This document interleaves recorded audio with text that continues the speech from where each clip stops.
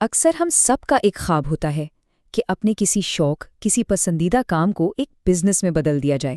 سوچنے میں تو یہ بہت اچھا لگتا ہے نا؟ لیکن اصل سوال یہ ہے کہ کیا ہر شوق واقعی ایک کامیاب کاروبار بن بھی سکتا ہے؟ اور یہاں آ کر سب سے بڑا سوال کھڑا ہوتا ہے، کیا یہ آئیڈیا چلے گا؟ کیونکہ دیکھیں، صرف شوق اور جذبہ ہی کافی نہیں ہوتا۔ کسی بھی کاروبار میں اپنا وقت اور پیسہ لگانے سے پہلے یہ جانچنا بہت بہت ضروری ہے کہ وہ آئیڈیا عملی طور پر ممکن بھی ہے یا نہیں۔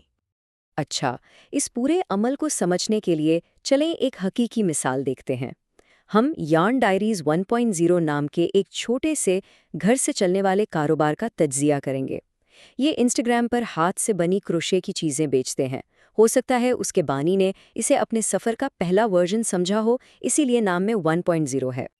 تو چلیں اس آئیڈیا کو پرکھنے کے لیے ہم 4 بنیادی سوالوں کے جواب ڈھونڈتے ہیں۔ پہلا سوال، پروڈکٹ کے بارے میں، کیا اس میں وہ بات ہے کہ لوگ اسے خریدنا چاہیں؟ دوسرا، مارکیٹ، کیا وہاں اس کے لیے جگہ بھی ہے؟ تیسرا، کیا اسے چلانا ممکن ہے؟ اور چوتھا، سب سے اہم، کیا اس سے کچھ منافع بھی ہوگا؟ چلیں ایک ایک کر کے ان سب کو دیکھتے ہیں۔ تو سب سے پہلے بات کرتے ہیں پروڈکٹ کی۔ یہاں سب سے بنیادی سوال یہ ہے کہ کیا لوگ واقعی وہ چیز خریدنا چاہتے ہیں جو بیچی جا رہی ہے؟ تو یارن ڈائریز اصل میں بیچتا کیا ہے؟ یہ ہاتھ سے بنی کروشیا کی کئی طرح کی چیزیں بناتے ہیں۔ مطلب صرف کی چینز نہیں، بلکہ بہت پیارے تحفے، گھر سجانے کی خوبصورت چیزیں، اور ہاں، اپنی مرضی کے آرڈرز بھی تیار کرتے ہیں۔ یہ ورائٹی جو ہے نا، یہ الگ الگ ذوق کے لوگوں کو اپنی طرف کھینچتی ہے۔ اور یہی وہ جگہ ہے جہاں اس بزنس کا اصل جادو ہے۔ دیکھیں، یہ فیکٹری میں بننے والی عام چیزیں نہیں ہیں، یہ ہاتھ سے بنی ہے، ہر ایک چیز منفرد ہے، اور اس سے بنانے میں محنت اور محبت شامل ہے۔ یہی انفرادیت اس سے مارکیٹ میں موجود عام چیزوں سے بالکل الگ کرتی ہے، کیونکہ لوگ اس پرسنل ٹچ کی بہت قدر کرتے ہیں۔ اور مزے کی بات یہ ہے کہ اس کی حقیقی مانگ بھی ہے۔ کراچی جیسے بڑے شہروں میں، جہاں لوگ سالگرہ، عید اور دوسرے موقعوں کے لیے سستے مگر منفرد تحفوں کی تلاش میں رہتے ہیں، وہاں یارن ڈائریز جیسے بزنس کے لیے ایک بہت اچھی مارکیٹ پہلے سے ہی موجود ہے۔ ایک بہترین پروڈکٹ کا ہونا تو آدھی جنگ جیتنے جیسا ہے، لیکن اصل امتحان تو مارکیٹ میں ہوتا ہے۔ کیا وہاں واقعی خریدار موجود ہیں؟ چلیں اب اپنے دوسرے سوال کو دیکھتے ہیں۔ اچھا، تو اس کے خریدار کون ہیں؟ ذرا سوچیں، وہ لوگ جو اپنے گھر کو سجانے کے لیے کچھ الگ سا ڈھونڈ رہے ہیں، یا پھر وہ نوجوان جو انسٹاگرام سکرول کرتے ہوئے کوئی پیاری سی نئی چیز دیکھ کر رک جاتے ہیں؟ یہی تو یارن ڈائریز کے ٹارگٹ کسٹمرز ہیں۔ گفٹ خریدنے والے ہوں یا ہاتھ سے بنی چیزوں کے شوقین، یہ سب مل کر ایک ایسی کمیونٹی بناتے ہیں جنہیں ایسی چیزیں واقعی پسند آتی ہیں۔ اور یہ جو ہاتھ سے بنی چیزوں کی انڈسٹری ہے نا، یہ خود نئے لوگوں کے لیے بہت زبردست ہے۔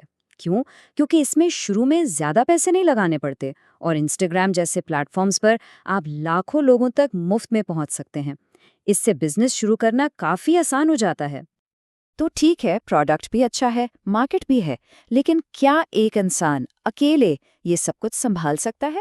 یہ ہمیں ہمارے تیسرے اور بہت اہم سوال کی طرف لاتا ہے، کیا یہ بانی کے لیے ممکن ہے؟ جب کوئی اکیلے یہ کام شروع کرتا ہے تو اسے 3 بڑے کام کرنے پڑتے ہیں۔ ایک تو خود پروڈکٹس بنانا، دوسرا تمام آرڈرز اور کسٹمرز کے سوالات کو دیکھنا، اور تیسرا انسٹاگرام پر مارکیٹنگ کرنا۔ یہ کام زیادہ لگ سکتا ہے، لیکن ایک پرجوش انسان کے لیے یہ ایک دلچسپ چیلنج بھی ہے۔ اس بزنس کی سب سے اچھی بات اس کی سادگی ہے۔ شروع کرنے کے لیے کیا چاہیے؟ بس دھاگا اور ہکس، تھوڑا بہت پیکیجنگ کا سامان، ایک سمارٹ فون اور انٹرنیٹ، بس۔ شروع میں کسی مہنگی دکان یا عملے کی کوئی ضرورت ہی نہیں۔ اور اب وہ سوال جس کا سب کو انتظار ہوتا ہے، کیا اس ساری محنت کے بعد اس میں کچھ بچتا بھی ہے؟ چلیں اب ذرا پیسوں کی بات کرتے ہیں، جو ہمارا چوتھا اور آخری ستون ہے۔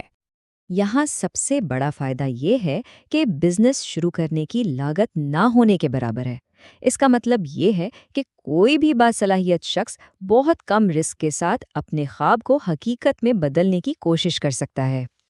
تو منافع آتا کہاں سے ہے؟ پہلی بات، ہاتھ سے بنی چیزوں کی قیمت صرف مٹیریل سے کہیں زیادہ ہوتی ہے، کیونکہ اس میں ہنر اور وقت کی قیمت شامل ہوتی ہے۔ دوسری بات، کیونکہ یہ گھر سے چل رہا ہے تو کرائے یا تنخواہ جیسے بڑے خرچے نہیں ہیں۔ اور تیسرا، انسٹاگرام پر براہ راست بیچنے کا مطلب ہے کہ سارا منافع آپ کا ہے، کوئی بیچ والا اپنا حصہ نہیں لیتا۔ تو ہم نے پروڈکٹ، مارکیٹ، فاؤنڈر کی ذمہ داریوں اور مالیات سب کا جائزہ لے لیا۔ اب دیکھتے ہیں کہ یارن ڈائریز کے لیے حتمی نتیجہ کیا نکلتا ہے۔ تو نتیجہ کیا نکلا؟